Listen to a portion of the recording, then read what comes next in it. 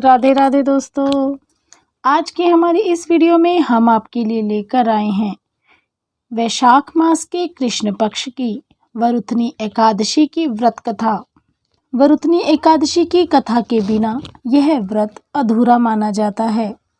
वरुथनी एकादशी के दिन भगवान श्री हरि विष्णु के बारह रूप की पूजा होती है। एकादशी महात्म्य अध्याय में श्री कृष्ण ने सभी एकादशियों का महत्व पांडवों के बड़े भाई युधिष्ठिर को बताया है।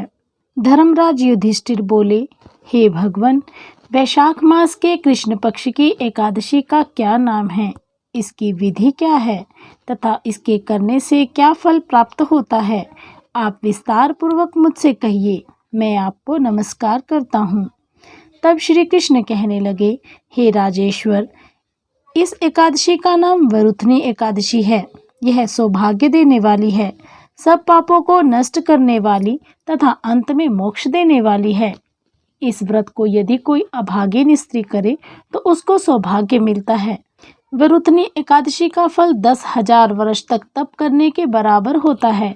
कुरुक्षेत्र में सूर्य ग्रहण के समय एक मन स्वर्ण दान करने से जो फल प्राप्त होता है, वही फल वरुथनी एकादशी के व्रत करने से मिलता है।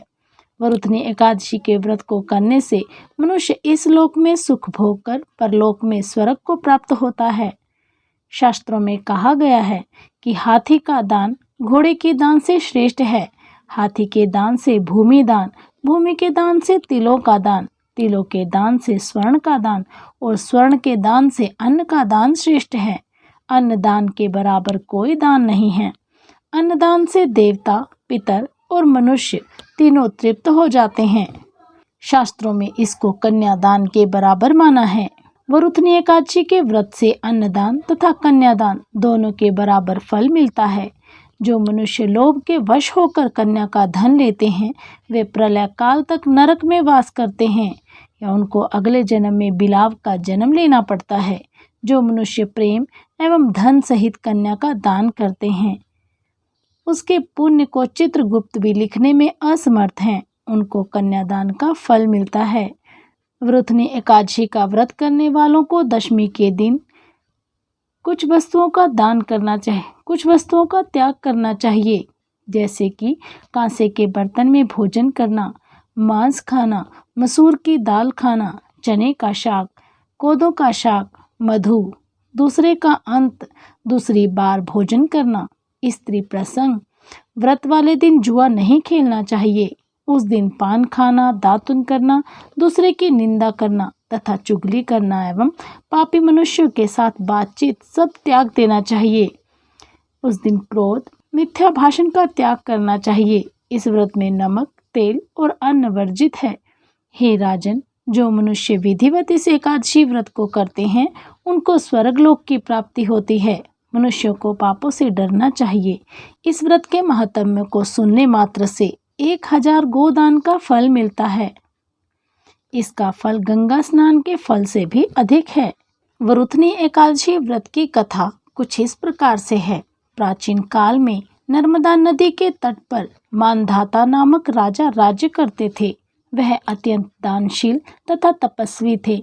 एक दिन जब वह जंगल में तपस्या कर रहे थे, तभी ना जाने कहां से एक जंगली भालू आया और राजा का पैर दबाने लगा। राजा पूर्ववत की तरह अपनी तपस्या में लीन रहा। कुछ देर बाद पैर चबाते चबाते भालू राजा को घसीटकर पास के जंगल में ले गया। राजा बहुत घबराया, मगर तापस धर्म अनुकूल उसने क्रोध और हिंसा ना करके भगवान विष्णु से प्रार्थना की। करुण भाव से भगवान विष्णु को पुकारा। उसकी पुकार सुनकर भगवान श्री हरि विष्णु प्रकट हुए और उन्होंने चक्र से भालू को मार डाला। राजा का पैर भालू पहले ही खा चुका था। इससे राजा बहुत ही शोकाकुल हुआ। उन्हें दुखी देखकर भगवान विष्णु बोले, हे वत्स, शोक मत करो, तुम मथुरा जाओ और वरुथनी एकादशी का व्रत रखकर मेरी वाराह अवतार मूर्ति की पूजा करो। उसके प्रभाव से पुनः सुदृढ़ अंगों वाले हो जाओगे। इस भालू ने तुम्हें जो काटा है, यह तुम्हारे पूर्व जन्म का अपराध था।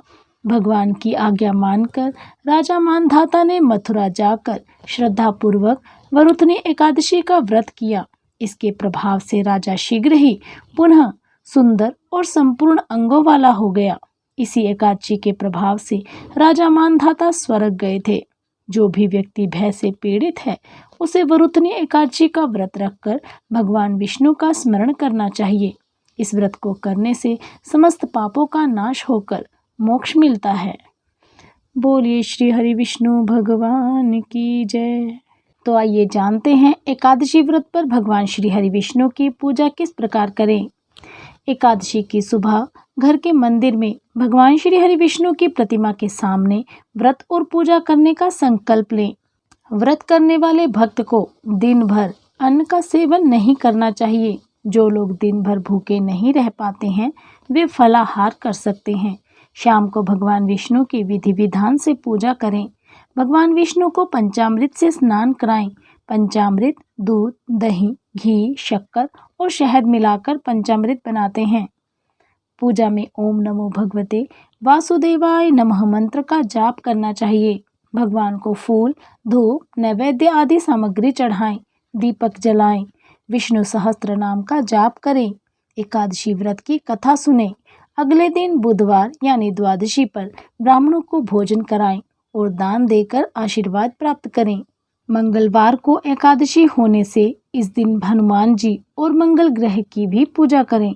अभी गर्मी का समय है, इस एकादशी पर जल का दान करें, यानी सार्वजनिक स्थान पर प्याऊ लगवाएं या किसी प्याऊ में मटके का दान करें।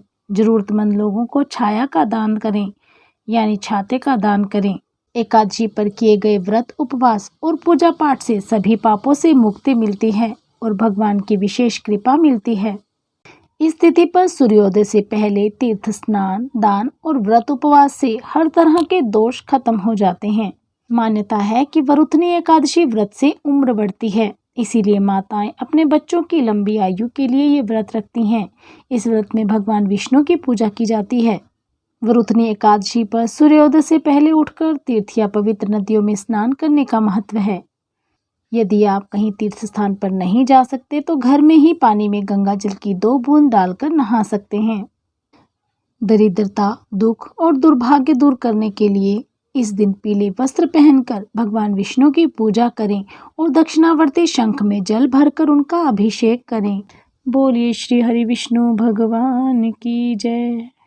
दोस्तों, यदि आप हमारे चैनल पर नए हैं तो हमारे चैनल को सब्सक्राइब करना ना भूलें। हमें कमेंट बॉक्स में कमेंट कर अवश्य बताएं आपको हमारी यह वीडियो कैसी लगी। आप सभी का हमसे जुड़े रहने के लिए बहुत बहुत धन्यवाद।